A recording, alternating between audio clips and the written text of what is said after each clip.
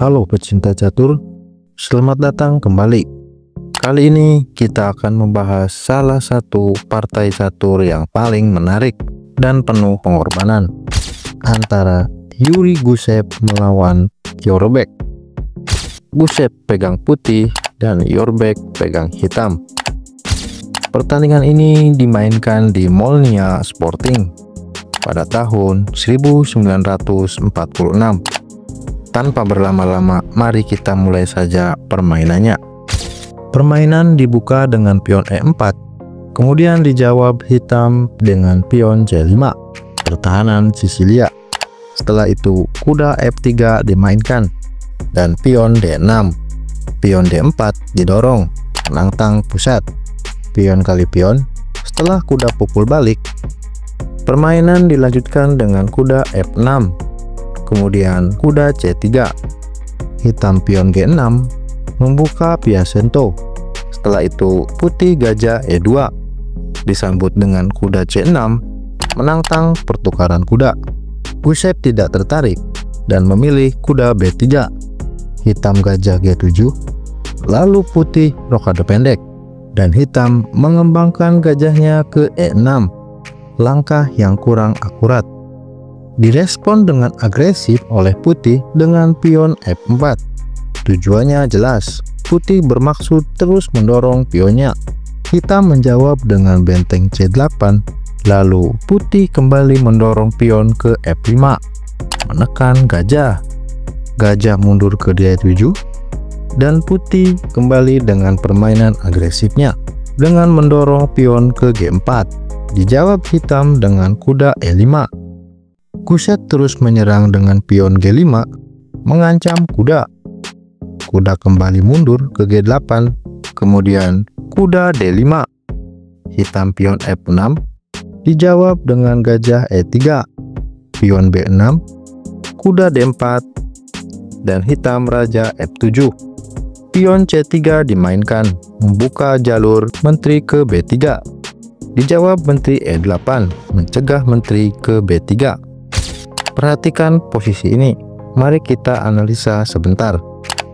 Misal di posisi ini, putih kuda F4, membuka diagonal raja, dan ditutup dengan kuda C4, sekaligus mengancam gajah.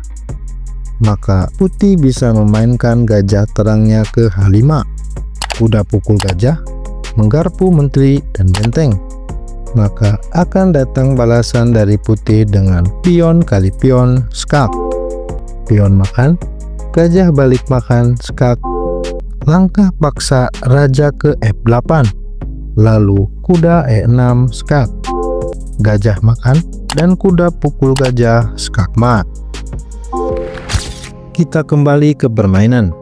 Di posisi ini Gusev memilih langkah kuda E6. Ini adalah pengorbanan kuda yang brilian.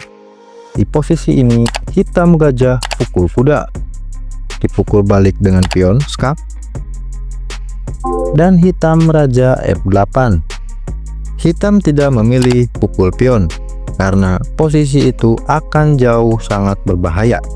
Setelah itu putih kembali melakukan pengorbanan kuda yang kedua, yaitu pukul pion F6.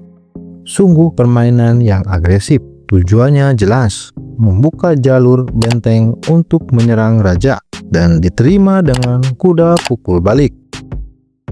Pion makan, gajah pukul balik. Setelah itu Gusev gajah H6 skak, raja G8. Serangan tidak berhenti. Gusev kembali menukar kualitas perwiranya. Benteng pukul gajah. Sangat-sangat brutal. Setelah pion makan benteng, menteri makan pion. Lalu benteng C6 mengancam menteri. Pada posisi ini, mungkin dari kita merasa bahwa serangan dari putih sudah selesai dan bisa dipukul mundur. Tetapi disinilah letak kejeniusan Gusev. Dia menemukan langkah brilian dengan menteri pukul kuda, mengorbankan menterinya. Pengorbanan menteri yang luar biasa. Hitam menerima pengorbanan, pion makan, kemudian benteng F1. Lihat, 1 benteng dan 2 gajah melawan menteri dan 2 benteng. Secara materi putih jelas kalah, tapi tunggu dulu, lihat sampai akhir. Oke, kita lanjutkan permainannya.